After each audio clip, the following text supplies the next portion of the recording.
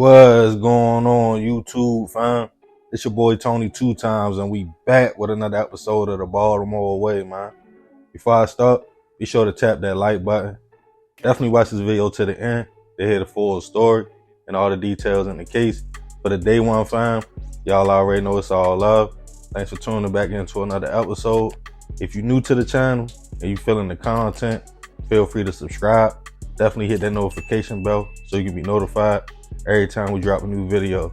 Let's get right into the story. As a young man, when you decide to jump into them streets, it's important you know what comes with it on every level.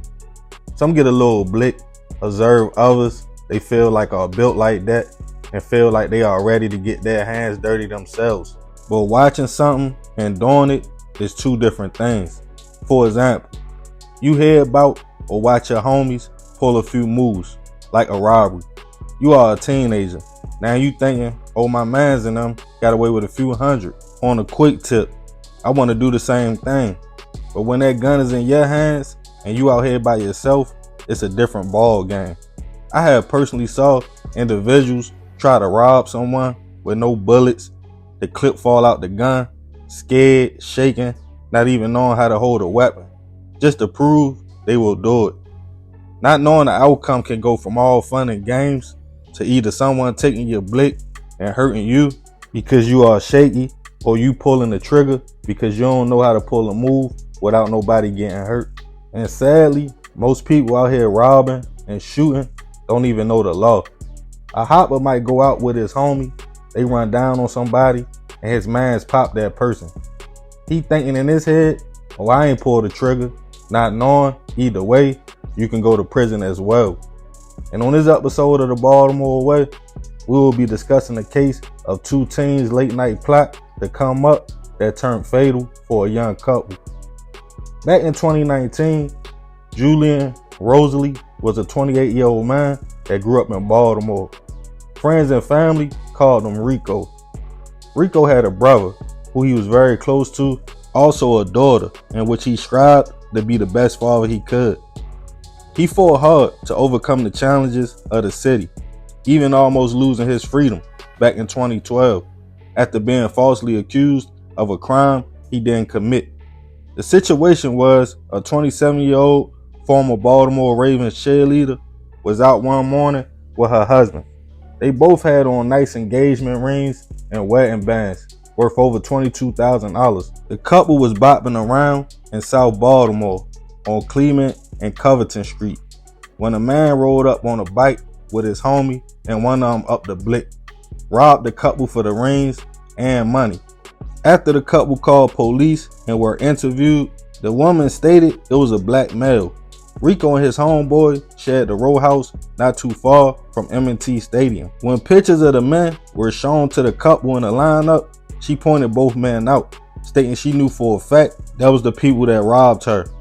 They both were picked up, charged with robbery, assault, and handgun violations. To make a long story short, after days in jail, Rico's and the other man's family provided solid alibis for their whereabouts. For one, Rico was Hispanic, not black, and he was at a restaurant downtown on Light Street, with surveillance in the area showed him there at the time of the robbery, as his homie was also not in the area. Eventually, charges were dropped on both men and someone else was picked up. Let's fast forward back to 2019. Rico had met a young lady, 26-year-old Brittany Foster. Growing up in Harford County, Brittany grew up a little different from Rico, but somehow the two connected, as some described the pair as a young couple. On July 2nd, 2019, Brittany and Rico were together all the way into the late night, kicking back in the city, as she was visiting from Harford County.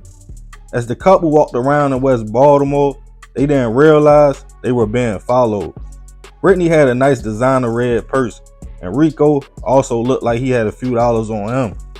Once the couple hit Bloomingdale Road and Ellicott Driveway, two men came out the cut, one with a blick, and announced it was a robbery.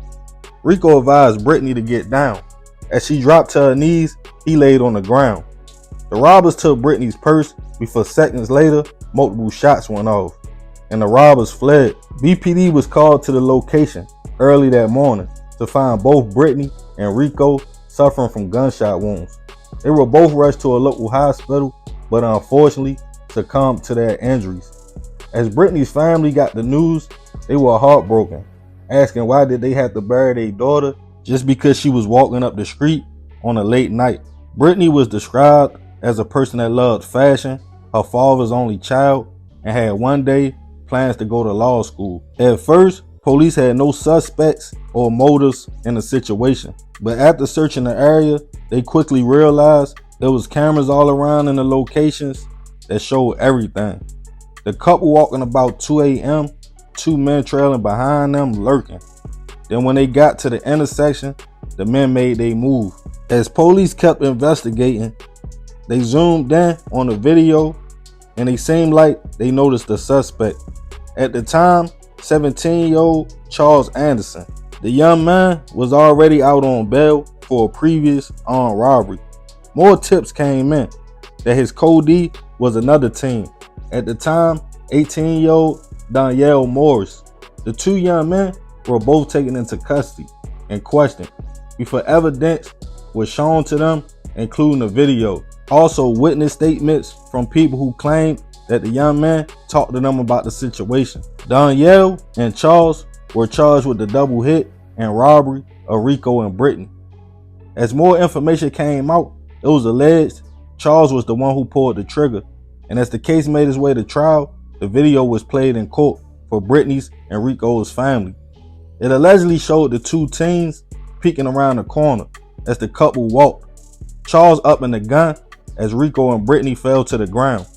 Danielle grabbing Brittany's purse and Charles letting off shots, hitting Brittany in the head and Rico in the back. In September of 2022, Danielle accepted a plea agreement. Even though his lawyers argued he wasn't the trigger man, he received life, all suspended, for 40 years at 21 years old. Charles and his attorneys entered the NCR, which means not criminally responsible for the crime, after claims the young man's mental health was in question, but it was later withdrawn. Charles has since then picked 12 people for a jury trial and is innocent until proven otherwise, as the case is still ongoing. Rest in peace to Rico and Brittany. I send my deepest prayers and condolences to both families. This story is relatable on both sides. At 17, me and my homeboy used to be out that same time of night with a blick, lurking, and robbing. That's how I caught my charges and time, and him receiving 18 years later that next year for still robbing. Fortunately, nobody lost their lives. When you are that young, it seems so easy to go rob and try to come up. When I think back, the most we ever saw was a few $100, and that was robbing multiple people, putting their lives and ours in danger. So I understand the mindset of Charles and Danielle, but unfortunately, they allegedly took 2 lives. And Danielle's lawyers wanted it to be known he wasn't the shooter. But for all the young men, when you go out here with your mans, little wild, yo, thinking everything gonna line up, just remember, you never know what the next person will do. You could have had your mind on a few dollars, but they might have their mind on catching a few bodies. Now 2 people are gone, one young man with 40 years and another facing life over a purse that I'm sure it probably wasn't that much in. But hey, that's the Baltimore way. Man, crazy story, man. Rest in peace to them people. I ain't gonna talk too much more about this one. Definitely let me know what y'all think in the comments. I appreciate you if you made it to the end. It's all love, fam. This is another episode of the Baltimore Way. It's your boy Tony 2 times. I'm out. What's up, fam? It's your girl, Mrs. Tony 2 times, and I'm back with another video. In this episode of the Baltimore Way, I'll be talking about the disturbing case of Cleveland Williams, a former Baltimore City community activist who viciously ended his wife, Victoria Grave Williams' life just outside the courthouse, right after she obtained a restraining order against him. Before we get into this video, welcome if you're new here to our channel, and welcome back to all of our subscribers. If you haven't subscribed yet, make sure you do so and join the Tony Two Times family. Go ahead and click that notification bell to get notified every time we upload. And if you're rocking with the content, don't forget to hit that like button. Make sure you watch until the end to hear the whole story and my commentary. Alright, let's jump right into it. Veronica Graves met Cleveland Williams in 1998 while taking classes at Hagerstown Junior College. Veronica and Cleveland had a whirlwind romance while dating and ended up getting married a year later. The beautiful Veronica was 19 and Cleveland was 23 when the couple tied the knot. The newlyweds would go on to start a business. They built the 7th Degree Barbershop just on the edge of downtown. Cleveland did the haircuts and Veronica styled dreadlocks. Cleveland and Veronica welcomed 3 beautiful children into the world, 2 girls and a boy. Veronica, a devoted and loving mother, homeschooled and catered to her children's every need. She took them to soccer, ballet, tap, music and art classes, martial arts, Chinese classes, and church.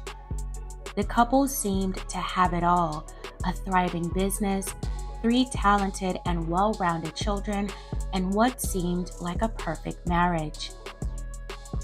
But their picture-perfect marriage suddenly changed on a Friday night in January 2005. A disagreement between Cleveland and Veronica got out of control. Cleveland badly put his hands on Veronica in their upstairs bedroom. He pushed her into a dresser, pinned her against her vanity, and then began kicking her in the chest. Veronica pleaded with him to stop, reminding him of their children. Cleveland told her that his mother could raise them, as he proceeded to pistol whip his wife. And then he fired the .45 caliber handgun at her feet. The bullet went through the bedroom floor and lodged itself in the kitchen floor, just feet away from where Veronica's disabled mother sat downstairs. Veronica's mother sat through the chaos, unable to come to her daughter's aid. Veronica found the opportunity to run when Cleveland went to the bathroom. As she ran out of the house, she feared Cleveland would shoot her in the back. Veronica made it to the Hagerstown police, but out of fear, Veronica gave them a false name, and instead of telling them what happened, she told the police that she had been robbed, but she didn't want to file a formal report. With visible injuries on her face, she told them she just wanted to be safe and be taken to a hospital. Coincidentally, early the next morning, the couple's barbershop burned down. A later investigation into the fire ruled it an arson, but they were never able to get enough evidence to charge anyone. Later that afternoon, Cleveland fled Hagerstown and drove 2 hours to Johnstown, Pennsylvania. He ended up at a woman's house he was once acquainted with. Cleveland told this woman that he had hurt his wife and he was going to jail. While at the woman's house, Cleveland became erratic and punched holes in the walls, threw pictures around, and even attempted to take advantage of her in the hallway. She went to police and told them about Cleveland, but she refused to press charges. After Cleveland left Maryland, Veronica's family member convinced her to go back to the police, where she gave a full report and taped statement. With her family's encouragement, Veronica left town. But Cleveland would track her down as she visited relatives in Texas, New Orleans, and Florida. When Cleveland would speak with Veronica, he promised that things would change. Veronica believed in Cleveland's promises, and they drove back to Maryland together. After the couple reconciled, Veronica stopped cooperating with the prosecutors, and when the DV case went to trial in May 2005, she refused to testify against her husband. Maryland state law gave her that right only once. Cleveland would plead guilty to assault and was given a suspended 3-year sentence and put on probation. 7 months later, the couple purchased an enchanting 2-story home in suburban Abingdon, Maryland for $445,000. The 2,300 square foot home had a cathedral window above the front door and a 2-car garage. Veronica worked as a hairstylist a couple days a week at a salon in Frederick, Maryland. But at this time, Cleveland didn't have a steady job. They would end up losing the home in October 2007. After leaving Abingdon, the family moved into a property they owned across the street from Greenmount Cemetery in Baltimore. The immaculate row house stood out with its gleaming glass windows and white mailbox among the buildings that were boarded up and had caged windows. Despite their new beginnings, Cleveland's promises for things to change had not lasted. Veronica would still suffer physically and emotionally at the hands of Cleveland. Cleveland reportedly whipped Veronica with a belt. The couple tried counseling, but nothing changed. Veronica's family begged her to leave Cleveland, but she said she didn't want her children to grow up without their father. But on October 19, 2008, Veronica was fed up with Cleveland's actions. This time, Cleveland had cut off all of her hair, locked her out of their home, and took her car. She told her cousin and best friend that she believed her husband would end her life. Veronica's cousin never cared for Cleveland from the very beginning of their relationship. Veronica's cousin remembered Cleveland always showing up at her job and always keeping tabs on her every move. After the October 19th incident, Veronica went to Baltimore police and filed charges against him. BPD should have forwarded the warrant to the special DV unit, but they did not. Cleveland had a special relationship with BPD's Eastern District and city politicians. He was a well-known community activist and contractor in East Baltimore. He was the president of the organization Greater Greenmount Community Association, where he worked to strengthen East Baltimore neighborhoods through redevelopment projects. Patrol officers who knew Cleveland decided to serve him with the warrant themselves. Knowing the police were after him, he decided to turn himself in on multiple occasions, but failed to do so. Officers would go by the residence passing the warrant from shift to shift. A few weeks after filing the report, Veronica left Cleveland for good, and her cousin went to the home with a police escort to gather a few things. But when they arrived, they discovered that Cleveland had thrown Veronica's clothes in the bathtub. He scattered and destroyed her belongings and torn up every photo of her, including her passport. Their children's belongings were spared. Cleveland would finally turn himself in on November 14, 2008, after calling the precinct saying he was scared. When he got there, however, BPD couldn't find the warrant. He promised to return on November 18. Meanwhile, Veronica and their children were basically in hiding, staying at her cousin's house. She feared that Cleveland would be enraged by her efforts to leave him. She had a buddy system with her cousin where they would text each other anytime they left one place or another. On November 17, 2008, Veronica went to court to get a protective order against Cleveland.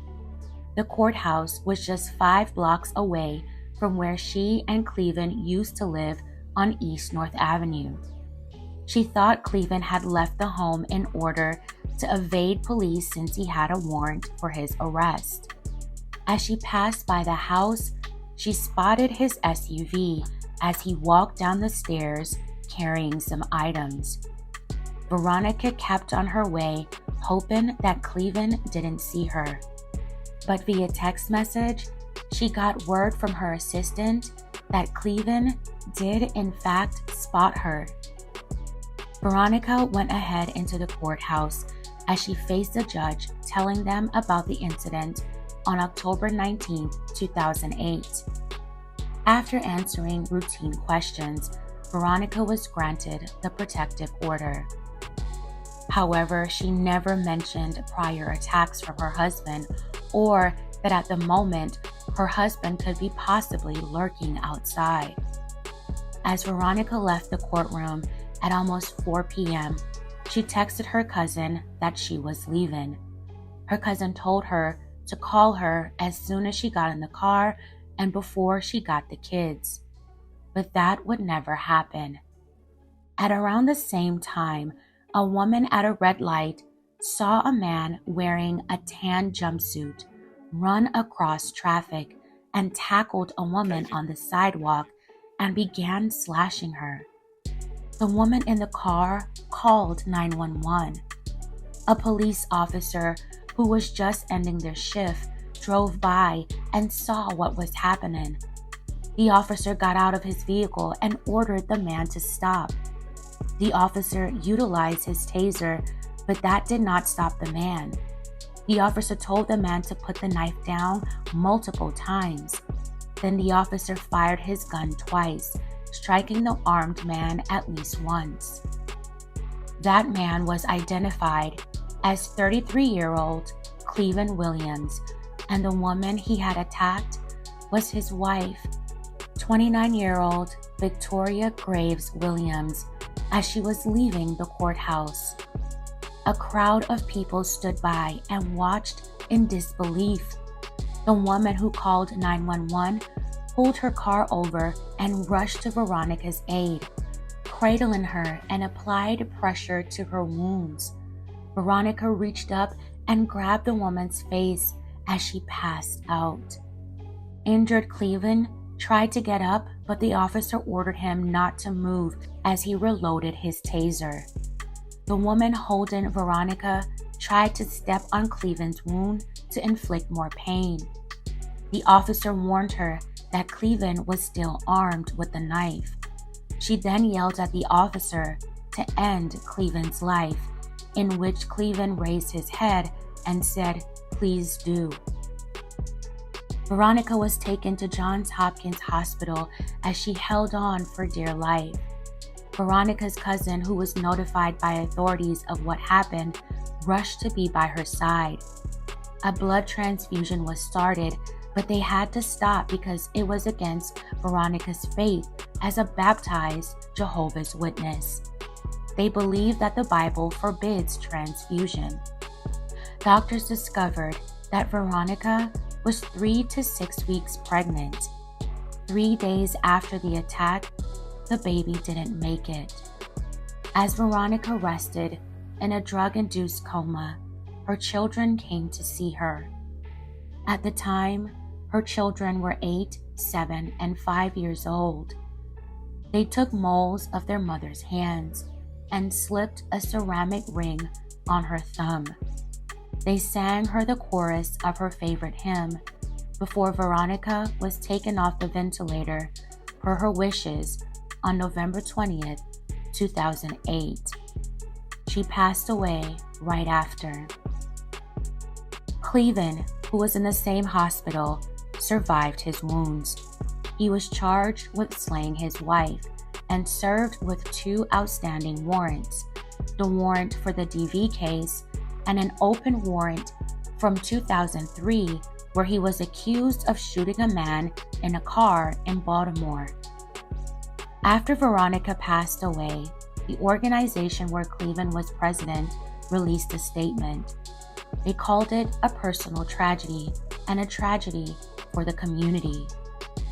It would take almost 2.5 years for Cleven to go to trial. The trial began in February 2011. Cleven initially claimed that he was not criminally responsible, basically an insanity plea. He suggested that it was a spur-of-the-moment act he couldn't remember. But Cleven wrote a letter outlining plans to take Veronica's life and how he would want his children to be raised. The letter was found by police on the passenger seat of a car he shared with Veronica. He testified in a pre-trial hearing that he figured he had an STD and he contracted it from his wife. He explained he wrote the letter because he was upset. That's how he vented. He wrote that letter 5 days before he attacked Veronica, when he believed she was cheating on him. He claimed he was about to call a health clinic to find out whether he did have an STD, which he had not. He claimed he wrote the letter as a form of therapy and did not plan to take Veronica's life, nor planned to take his own, even though he asked the officer to take his life on the day he attacked Veronica. Cleven never denied that he did indeed take Veronica's life, but made it seem as if though he blacked out and didn't remember what he had done. He said in court when he came to, he saw that they were both lying in the street and he realized what he had done. Before the attack, Cleven said he had spotted their car, unlocked the door, and got inside. He said he figured Veronica was in the courthouse and wanted to talk to her. But instead of talking, that's when Cleven jumped her. Court documents revealed that Cleven stabbed Veronica 7 times. Prosecutors say that Cleven targeted her face to take away her beauty and her throat to take away her voice. In addition to Veronica's alleged affairs, he was also mad about her devotion to being a Jehovah's Witness, and with all his marital problems, things boiled over between them. Cleven also told the jury that he was provoked by his wife, who'd cut his neck when they fought, but the jury didn't seem to believe him. Several witnesses took the stand, including the officer who shot Cleven and the woman who saw the attack and aided Veronica. The notes Cleven wrote, autopsy photos, and the hunting knife used in the slaying were all shown to the jury. During deliberations, one jury asked to see the knife and ran their thumbnail across it to see how sharp it was. The jury deliberated for 3.5 days before coming back with a guilty verdict of first-degree hit. 2 jurors cried as the verdict was read. They also released a statement with the verdict, which said, "It is with heavy heart and great pain that we have arrived at our unanimous decision. We mourn with both families in the loss of their loved ones. We recognize that the lives of the 3 children have been forever changed due to this tragedy, that their lives would one day come to a sense of normalcy. We pray that Mr. Cleven Williams be given the help and support that he so desperately needs to pay back the debt he owes. We pray that he finds forgiveness in the eyes of his Maker, and that the children of this broken family find peace." Cleven's family had also released a statement after the verdict was handed down. They said Veronica was an important part of their family for almost 10 years, and they loved her and missed her also. They mentioned being there for the children. They also prayed that Veronica's family find forgiveness, as they were sorry for what happened. Veronica's family was relieved to hear the verdict. Family members said Cleven told lies, especially the part about not being aware of what he did to Veronica. In a letter Cleveland wrote to a reporter while in jail after he was convicted, he said, "I would like to take my folly, my tragedy, and use it to help someone else. I mean, there has to be some good that comes out of this tragedy. I am seeing Uriah and King David, Helen of Troy, Othello, and Samson and Delilah, all wrapped up into my real-life tragedy."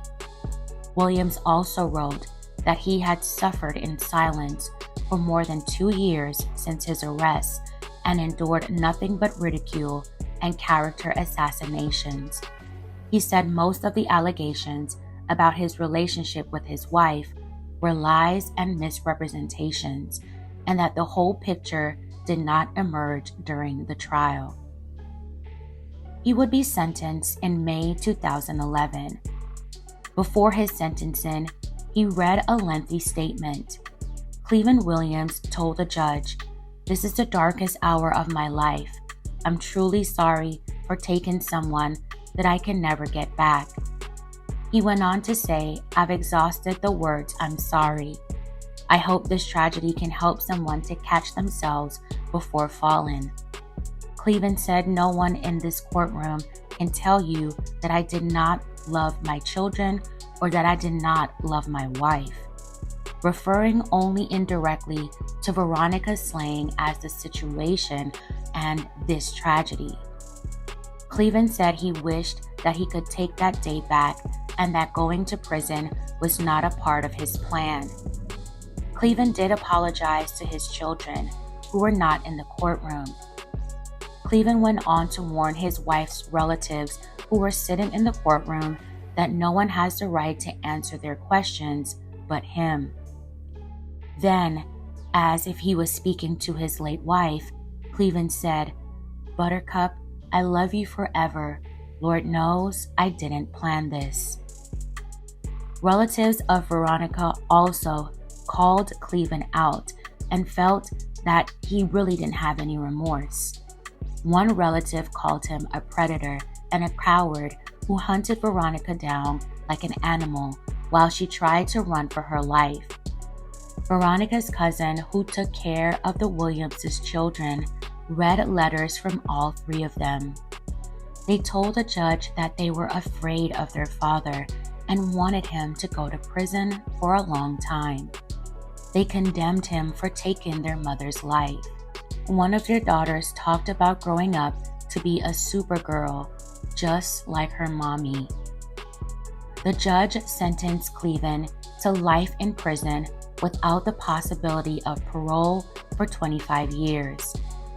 The judge also reprimanded Cleveland for not taking 100% responsibility for slaying Veronica, something Cleveland avoided during his trial and sentencing. Veronica's family sued BPD's Eastern District for not doing their due diligence in serving the warrant and arresting Cleveland prior to Veronica's slaying. They believe that his close personal relationships with officers and the deputy major at the time aided him in evading arrests. However, they lost that suit and the subsequent appeal because there was not enough evidence to prove wrongdoing or that it could have prevented what happened to Veronica. Cleveland Williams passed away in December 2021 at the age of 46. May Veronica Graves Williams continue to rest in peace. Fam, this was a very sad story. My deepest condolences to the family and everyone affected by this devastating event. Both Veronica and Cleveland were loved by many. Despite Cleveland's egregious and fatal actions, he was respected and people looked up to him. He was also painted as narcissistic, manipulative, and controlling. Veronica was very beautiful, very kind, very loving. There was never any proof that Veronica had any extramarital affairs. She loved her family and her children. She tried to make things work, and I'm sure it had something to do with her faith because she was Jehovah's Witness, and divorce is frowned upon. So the decision to leave her husband and break up her home was probably very difficult for her. But obviously, she felt like her life was in danger and maybe feared for her children to live under such circumstances. Sadly, the worst thing that could have happened came true.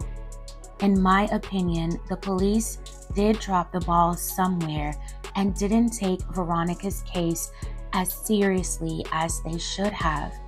Unfortunately, that couldn't be proven. I really hope that this story could help someone get out of a volatile situation and find help, or get their anger under control and seek real counseling. Loving someone to death is dangerous and unhealthy.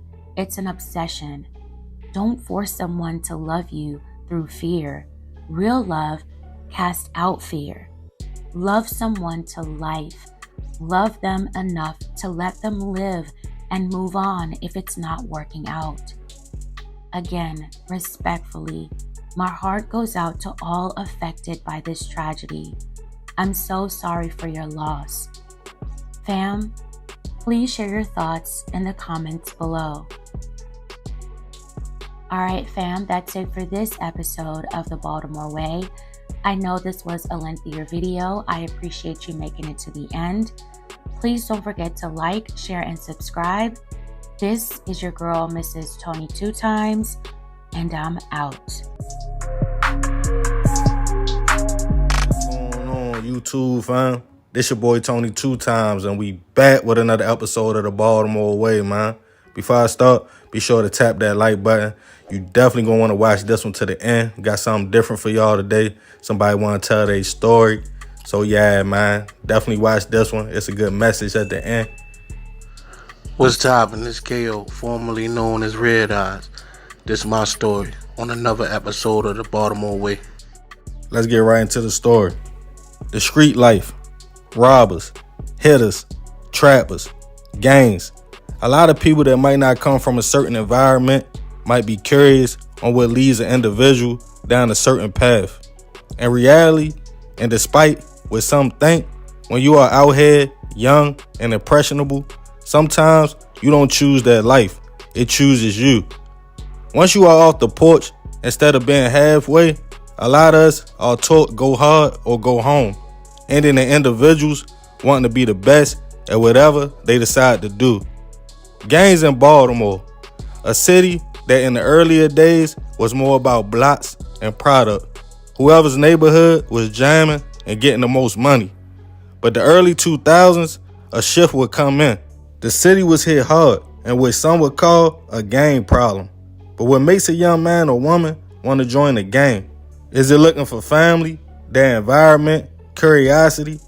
We will keep the intro short because today on The Baltimore Way, we will be discussing Kevin Gary, aka KO or Red Eyes. KO was born on October 9th, 1981 in Baltimore, Maryland. As a little boy, his mother, father, and 2 brothers lived in Freedom Way projects, where KO would do typical hopper stuff, get into a little bit of trouble, be mischievous, just a normal around the way shorty. He had an older brother named Lee and a little brother named Sean. But early on, him and another young man from around his way would grow an inseparable bond. The male Kelly. The 2 young men became thick as thieves, running the streets from Freedom Way and Claremont, watching some of the older guys and Baltimore legends like the Barfields. The 2 young men was just soaking up game. KO's father had left the family when he was just 9 years old, so his attention shifted as a little boy to more being outside in the neighborhood, in which he loved. That was all he really knew. Then one day, Miss Linda, his mother, would come to him and his brothers and tell the boys they were moving, which crushed the young boy, who didn't want to leave the area or his best friend. The family was relocating to Clinton Street in Highlandtown. KO was so devastated the day of the move, he tried to run and hide, because he didn't want to go and leave his homie. Once they left, the new neighborhood didn't have too much going on. It wasn't no action. It was really quiet. But soon noticing KO was missing his best friend, his mother came up with a solution for DeMel to start coming over every weekend to stay. Everything was working out until one day, DeMel never came, and KO found out his road dog and best friend had been killed. This was a big turning point that crushed him, made him grow resentment towards his mother because he felt if he was dead, the situation would have never happened. KO started rebelling hard, bucking his mother's rules until she gave him an ultimatum. Either live by her rules or go out here and try to make it on your own. So at just 13 years old, the young man left home to navigate the Baltimore streets. In 1994, sleeping in abandoned houses, stealing food from Royal Farms to eat. By this time, some North Carolina boys had took over Highlandtown, and KO would find a few homies' houses he could stay the night at sometimes. But his focus was staying out and being in the streets, with the big boys watching everything and observing the way they moved. He even attempted to hustle and sell packs, but that didn't work out too well, as he would sell enough for his cut of the money, then take the product back to whoever gave it to him. So he became known as the hopper to never give a pack to. Being a skinny teen, KO felt like he always had to do everything to the extreme to earn his respect. So that's what he did. Ended him up in placements, foster homes, and juvenile centers real early. By 17 years old, he caught his first adult charge for a gun, which landed him over the jail on L section. But that didn't faze the young man at all. He just wanted to get back uptown to hit the streets. By this time, KO felt like he would be something, but he couldn't put his finger on it. He just felt it. But still being young, he hated authority and loved the streets. By 1999, that mentality landed him back in prison, this time up Brockbridge. Known for wearing a lot of bandanas in the streets because of the Hot Boys, the rap group had the city turned. KO asked his baby mother to send him a package with all colors of bandanas and street clothes. Some of them were red. As he walked the prison halls with the red rag, a New York dude stopped him and asked, "Who you be?" KO ignored him and kept bopping. But later on, one of his homies approached him and told him like, "Yo, you just can't be walking around with them red flags on your head like that. That represents Bloods." Not knowing nothing about gangs at the time, KO just laughed it off, stating, "Yeah, alright." But his homie Apple, who approached, was his mans, and he respected him. The New York dude kept sending Apple to try to recruit KO. He was a non-trade gangster. KO kept declining, telling Apple, "I'm not joining no gang." But a turning point came one day while KO was in the gym. The New York boy approached him, telling him about black history, oppression, authority, and police. Telling KO, if you don't stand for something, you'll fall for anything. At 18 and already not having respect for authority, KO was sold. The New York boy told him blood was all about unity amongst our own and fighting the oppressor. At first, KO hesitated and told him he would think about it and get back to him.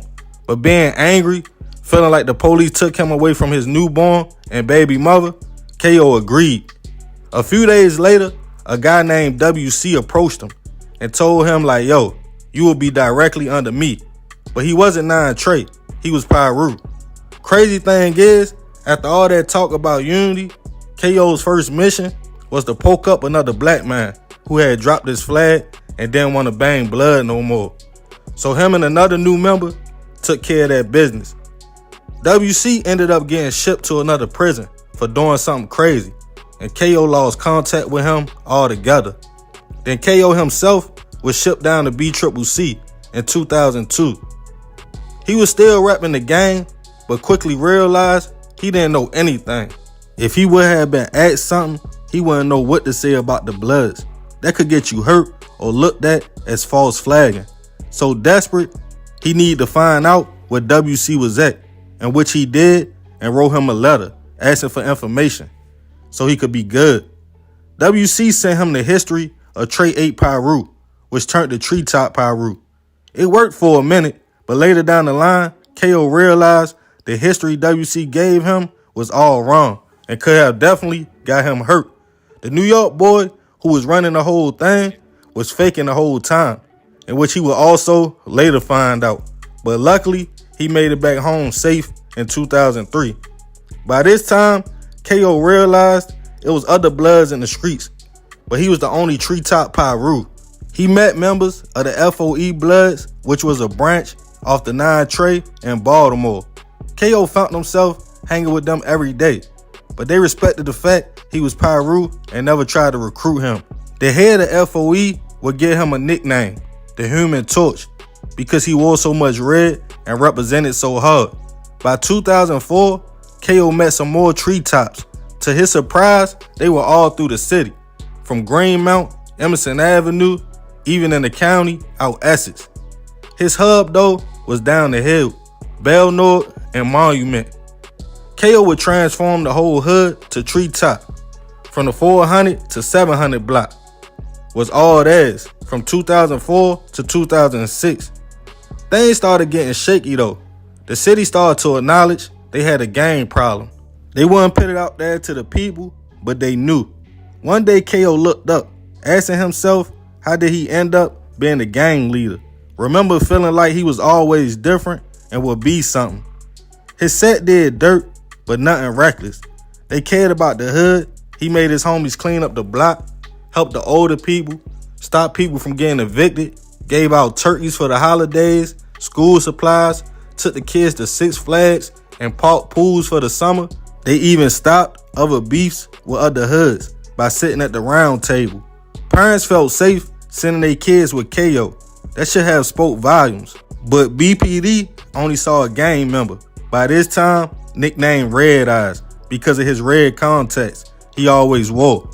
They hated the fact kids looked up to him, so Baltimore City Police Flex Squad targeted KO, trying to get him hit, even snatching him from the 700 block of Belnord one day, putting him in the back of the patrol car with no cuffs, ride him around down the hill with the window down, pointing out, saying, is that him, KO? Trying to make people think he was snitching. But everybody around the way knew them police wasn't right. One day again, the same officers came and took KO all the way over west to Poplar Grove, where at the time there was a lot of Crips at. They made him get out the car before getting on the bullhorn, screaming out Sue Woo to get attention. They really wanted KO gone. The last time they attempted this, he decided only one thing he could do, go to Internal Affairs. Feeling like he was telling, it went against everything he stood for, but he couldn't fight the police. While in the office, he got up to leave twice, second guessing what he was doing. But his mother convinced him that was the only way it would stop. After leaving, KO had no idea Internal Affairs would tell the Flex Squad he came down at. This made them get slicker and target him even more. Coming to the block the next day, stating ain't no way the biggest Pyru in Baltimore telling on the police, not Red Eyes. KO was furious. They started arresting him on petty charges like loitering, open containers, and his people as well, making the block hot or arresting everyone to the point he was the only one around. Then in 2006, they got their wish, when in January, him and 3 other treetop members got accused of first-degree murder. The indictment accused him, his man's bad guy, Lucky, and Noodles of a hit on a man named Terrence Williams on Decker and McElderry Street. One of the main witnesses in the case was a young lady, a treetop pirate, and her mother and sister. But the case was all circumstantial, built on lies. And within a few months, they all got acquitted. Some of the guys had other charges to fight, but they beat the hit charges. But little did KO know, in the background, the feds was building a case. While they were all locked up fighting that, KO and his team wasn't worried about the state, but they had no idea how the feds moved. By this time, he started to move differently after beating a body. While he was gone, his little brother unfortunately lost his life. So KO's lust for the streets was fading away. Just 2 weeks after release, one of his co-defendants would catch another body out Essex. I did a story on that. This would bring even more heat to the gang. Trying to stay out the way, the police were still trying to get KO. Pulling up, telling him the dude who hit his brother was standing on the block down the street, asking him like, you ain't gonna do nothing. But KO was getting tired of the games they was playing. His focus was shifting. He contacted a friend of the family that had connections, who he looked at as a father figure. He told the man he wanted to do something different and he wanted something out of life.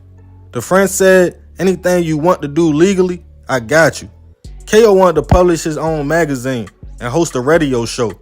It worked. Both came through, figuring he would change the way people viewed him and his homies to a positive narrative. KO was still hanging with the gang, but building a brand.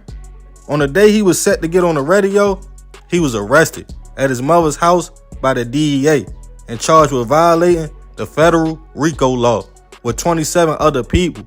Exhausted by this time, KO didn't even care no more. Out of 27, 5 told, and that was enough to get KO sentenced on March 27th, 2009. He was given 30 years and sent to Philly.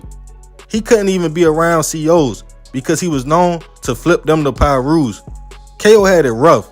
They treated him like a top risk inmate.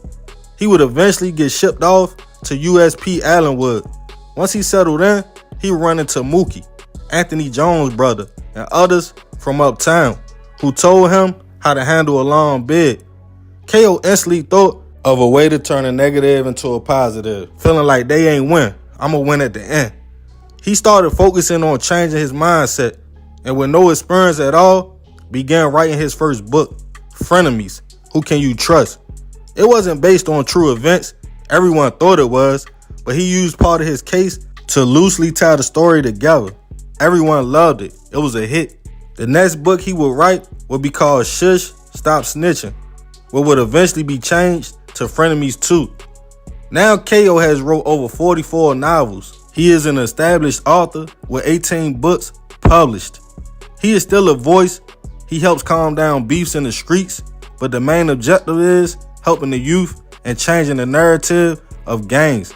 KO feels like prison was a blessing and gave him a clear vision of his purpose that he always felt when he was on the streets. He said he would be different. Now he knows what that feeling was, to go through all this, to be that voice of the trenches, to help the people and the city. Out of 28 co-defendants, 23 guys and 5 females, only 4 remain in prison. But KO time is coming short. He should be hitting the streets real soon, in a few years. His goal is to show how you can turn a negative to a positive and find purpose in any situation. All his books are available on Amazon. As KO doesn't glorify the things he did, he doesn't regret them either, as everything made him who he is today.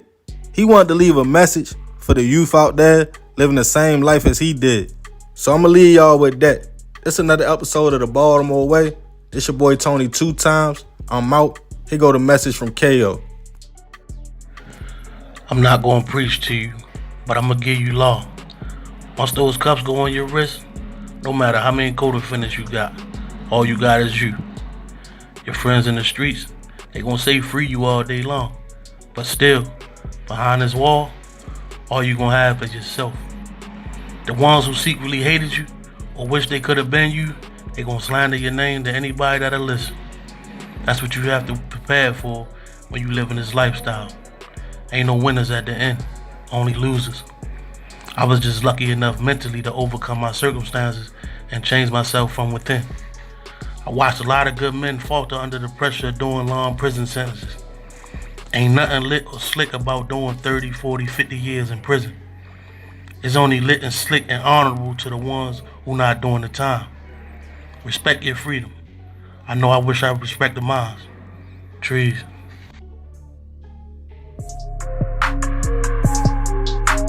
What's going on, YouTube fam? This your boy Tony 2 times, and we back with another episode of the Baltimore Way, man. Before I start, be sure to tap that like button. Definitely watch this video to the end to hear the full story and all the details in the case. For the day one fam, y'all already know it's all love. Thanks for tuning back into another episode. If you're new to the channel and you feeling the content, feel free to subscribe. Definitely hit that notification bell so you can be notified every time we drop a new video. Let's get right into the story. We have all been in environments where everyone might be partying, turning up, and having a good time. Whether it involves drinks, smoking, or whatever your crowd does. Some are a little more open to other things, whether it's pills, girl, boy, and which you can't judge. Everyone has vices and things they do to relax. But everyone handles substances differently, and being under the influence can cause some people to act totally different. We all got that one family member or friend that as soon as we see them sipping a little too much or smoking, we like, oh man, here we go. Most of the time, it's no harm. Maybe some loud talking, them talking slick out their mouth, or it might even be a fight. But you can get past that. The key is knowing who you are around and how far they are willing to go. But when you are just meeting an individual, don't know their mental or trigger points, you put yourself in a situation that could go either way. Y'all can have a good time and everyone makes it home safely. But if that person or you can't handle the things y'all choose to do, things can turn from a fun night to fatal, especially if guns are involved. And on this episode of the Baltimore Way, we will discuss a late night get together at a hotel that ended in tragedy. Back in the summer of 2019, 26-year-old Deontay Griffin was a father of two, had a girlfriend, and was trying to navigate life as a young man. He was out of work as a carpenter, his trade. On hard times, Deontay was staying at the Comfort Inn Hotel in Towson, Baltimore County. One day while having breakfast at the room, he started talking to a man we will call Dale. Dale was staying at the hotel and working with a tower company, making decent money. Deontay was interested in learning the trade since his own work was slow and he had a family to feed. The two men became cool real fast, but the relationship was more than just work talk. It was leisure as well. Dale and Deontay had another thing in common. They liked to have fun and party. But on the night of July 17th, things would take a crazy turn. On the late night at the Comfort Inn, Dale, Deontay, and another associate were all hanging in a room, eating pizza, watching movies, and sharing lines of girl or coke. It all seemed to be going well. Everybody was laughing, having a good time. But as the night went on, things got strange. Deontay allegedly kept doing lines to the point he was becoming irritated and paranoid. Every sound made him jumpy and nervous. A maintenance worker walked past the room and his radio went off. The young man then accused Dale of setting him up to be arrested, thinking that was the police. But Dale and the other man assured him it wasn't that. He was geeking because they too would go to jail as everybody was getting high. That worked for a minute, but then some kids ran by playing in the hallway. Hearing that, Deontay became more paranoid, accusing Dale of being a part of a hit squad that was paid to come kill him. They attempted to calm the young man down again, but by this time, he was in what later would be stated to be a drug-induced psychosis. Instead of stopping, Deontay kept getting high. Only knowing him 3 weeks, Dale became concerned Deontay would try to hurt them. He called a friend, at the time, 30-year-old Jeremiah Koch. Over the phone, Jeremiah tried to talk to Deontay, telling him to chill, everything was good. He was going to be okay. But that only made him more paranoid. Deontay did one more line, which took him over the edge. He thought he saw another person in the room.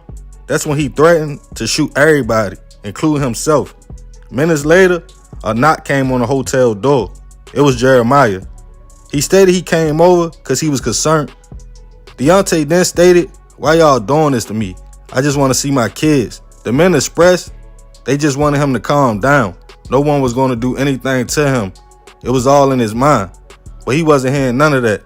Allegedly, Deontay upped the blick, grabbed Jeremiah, put the joint to his head, put him in a headlock, and walked him behind the bed. He continued to accuse the men of trying to hit him. Dale and the other man took the opportunity to run, even stating, "I'm not losing my life today." Seconds later, a shot went off. Then Deontay ran out the room, attempting to shoot some more, but the gun jammed. It was now about 2:30 a.m. as people stand at the hotel, and Dale called county police, stating the shooter was on the loose. They responded to 8801 Lock Raven Boulevard. Dale told police he called a friend to help him calm down Deontay, but heard a shot and didn't know what happened. Upon entering the room, they found Jeremiah suffering from a gunshot wound to the head. The young man would unfortunately pass away at the scene. The hotel security camera caught Deontay running out the room in a frantic state, trying to still shoot. A call was towed from the hotel parking lot, in which police believed was Jeremiah's. Soon after, a search started for Deontay. It didn't take long at all. 30 minutes later, they found Deontay looking confused in a nearby neighborhood, sitting on the porch of a house of people he didn't know. He was taken into custody and charged with first-degree hit, handgun violations, and other charges, in which county police deemed it a case of a drug-induced psychotic episode, stating the girl could have been laced. Dale gave his version of events, but didn't want to be identified. People staying at the hotel at the time stated they were all in shock. It happened in that area, which is usually quiet and safe. They also stated they felt sorry for Jeremiah's family. Information then came out how the men barely knew each other and connected about a work opportunity, but also drugs. As of now, the case hasn't made its way to trial yet, and Deontay is innocent until proven otherwise. Rest in peace to Jeremiah. I send my deepest prayers and condolences to his family. The situation is messed up because Jeremiah is from Pennsylvania, not even Baltimore. I'm assuming him and Dale were in town working. Dale got scared and called him for help, but then ran and left him. And trying to be a mediator at a get-together he originally wasn't even at, he lost his life. We definitely gotta watch who we are around and the company we keep. You cannot get to know a person in only 3 weeks. And if you are that type that's real outgoing, always on the scene, and like to hang around anybody, just know it's consequences to that. A young man lost his life because other men couldn't handle themselves. But I want to know y'all thoughts in this situation. Leave it in the comments. Let me know what y'all think the moral of this story is. Yeah, man, that's a crazy situation. Rest in peace to that young man. Like I said, I send my prayers to his family. That was unfortunate, unnecessary, all that. But yeah, y'all let me know what y'all think. Definitely be respectful. I ain't gonna talk y'all head all too much with this one. I appreciate you if you made it to the end. Y'all already know it's all love, fam. This is another episode of the Baltimore Way. This your boy Tony 2 times. I'm out.